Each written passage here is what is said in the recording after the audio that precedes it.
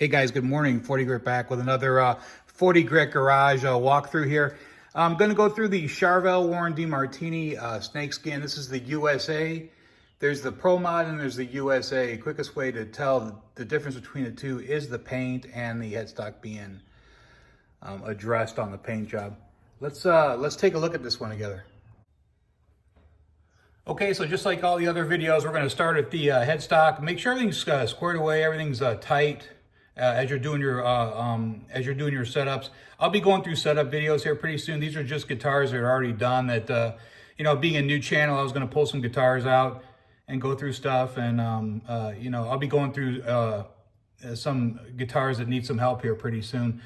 So yeah, just make sure everything's good to go on the headstock. Obviously, the headstock is painted on the Charvel USA. Logo is straight. One of my big stickler points, because I've seen, like I said, a lot of Charvels on the reverb site on eBay where these logos are crooked. I just don't understand that. So anyways, this is a 1 11/16 nut. It's a R3, which means it's a 12-inch radius. Starts with a 12-inch radius up here at the nut. These are 12 to 16-inch radiuses on these Charvels. Primarily, the majority of them are.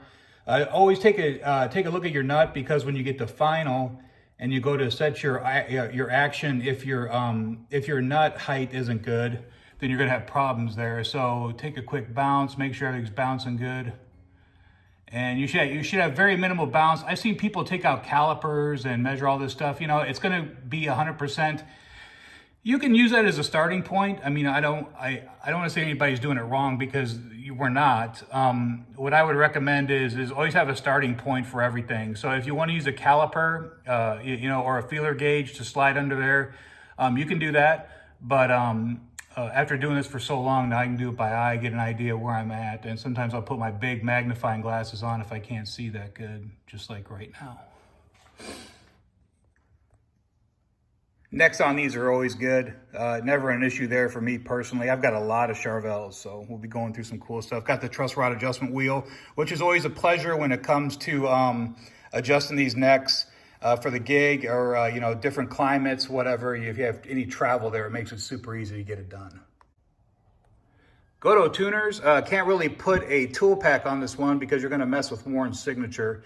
Definitely don't want to do that. So skunk stripe on the back and the famous Charvel logo. All right, still going over the body here. You come to your first pickup, it's going to be a 1/4 pound. Seymour Duncan 1/4 pound flat. The radius is flat. 16-inch radius at the 22nd fret, somewhere around there. So that's why they give you a flat. These do come in staggered as well. We'll go over what they're reading here in a few minutes. This is the Warren Demartini RTM, the Radis Tonus Maximus. So these pickups are pretty hot, based off the JB. Interesting thing is these are an Alnico 2 magnet versus an Alnico 5 magnet on the JB. Warren always did favor the JB, which is an Alnico 5. There are going to be differences on this one. For my ear personally, a little darker than the JB. The JB breathes a little more. The Alnico 2s, for my ear personally, they're just a little bit darker. I get better mids on the Alnico 5 magnet, in my opinion. I did not change out the volume knob on this one because it didn't feel too tight. Some of these Charvel volume pots feel tight at times. Sometimes they don't. Nice 3-way switch. I've had no problems with the switch so far, so I'll leave that in there. And plus, it's black. I'll leave that in there. I think I did change these out to the titanium blocks. One of the better upgrades you can do, the titanium blocks. They're cool to have in there because sometimes those blocks wear out, and then the string, it leaves an impression inside the block. The string does over time, and then they end up pulling out as you tune the pitch. So sometimes, but just don't go tighten it too tight, because if you tighten titanium to metal, those don't jive too well, because the titanium is going to be stronger than the steel that these are casted from. So just don't tighten them too tight if you put the titanium in there, and you'll be good. So I pulled this back off to give you guys a look at the control cavity and the spring cavity. Springs, I like the black noiseless, and I like the original Floyd Rose. It all comes down to preference on springs. So remember, spring tension will determine the playability, the ease of your bends, all that good stuff. on the 6 screw fenders, on whatever, you know, I usually go 2 springs because I usually play 9 to 42. Remember, the heavier gauge string you go up, you're going to have to start adding springs, especially if you're floating, stuff like that. There's a lot of stuff that comes into play. This one has the black noiseless springs on it. I do have the bridge blocked. I pulled the cavity off, and I thought that this would probably be a good time to talk about the block and the bridge.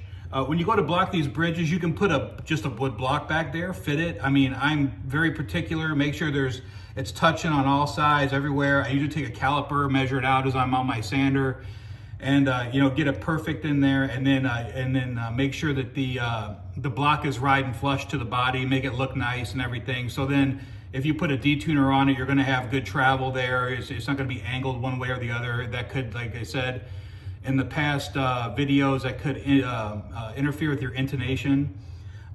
So yeah, I put wood blocks in these. Another option will be the FU tone, or these bridge or the stoppers. You can block your bridge with one of those. The issue is if you have an angle there or anything, they can definitely mess with the you know, running screws into the body and stuff like that. So these are cool. I've got them on a couple guitars. The FU tone guitar comes with one. The other thing that you have to take a look at, though, is if you do use these, the only part touching the guitar will be the bottom of that screw. Depending on the length of the block you use, you'll have more tone travel through a piece of wood, longer piece of wood, going to the body versus just the end of this screw here. So hey, different stroke for different folks, but I took a look at that. I was like, hey, you know, this would probably be a good time to address that. So control cavity looks great on this one. I have no issues with this one. I did leave the pot original. Like I said, it's not too tight, so I figured I'd just leave it in there. Plus, if I ever decide to roll it or anything, you know, I've done very few modifications on this one. I did add the big block, though.